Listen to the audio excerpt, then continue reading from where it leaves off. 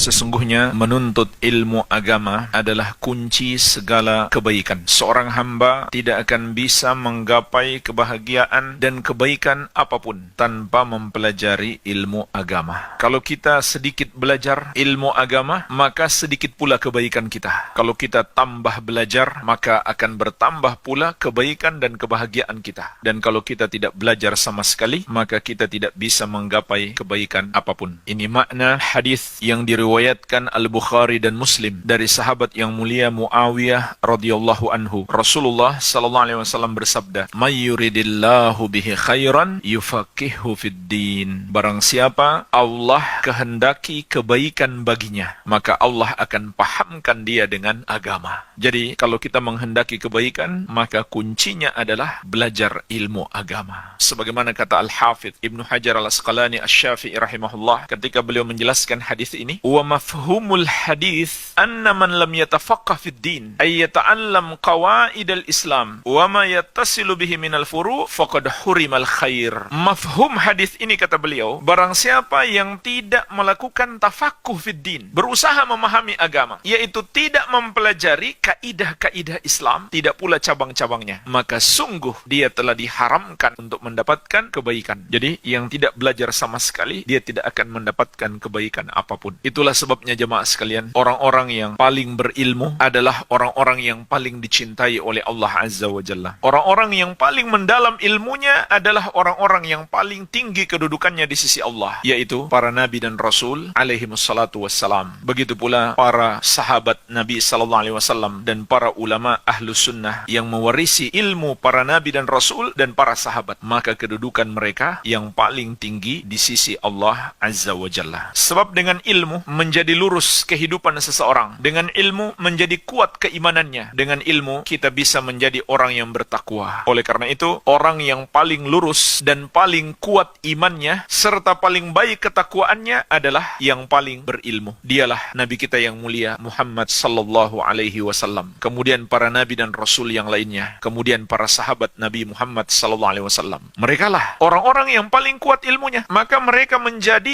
yang paling kuat imannya, ibadahnya, akhlaknya, ketakwaannya kepada Allah. Oleh karena itu, dalam hadis yang diriwayatkan Imam Muslim dari sahabat yang mulia Abu Hurairah radhiyallahu anhu, Rasulullah sallallahu alaihi wasallam bersabda, "Man salaka tariqan yaltamisu fihi ilman, sahhalallahu lahu bihi tariqan ilal jannah." Barang siapa menempuh suatu jalan untuk belajar ilmu agama, maka Allah akan mudahkan baginya jalan masuk surga. Al-Amwa menemani ibadahmu juga hijrahmu.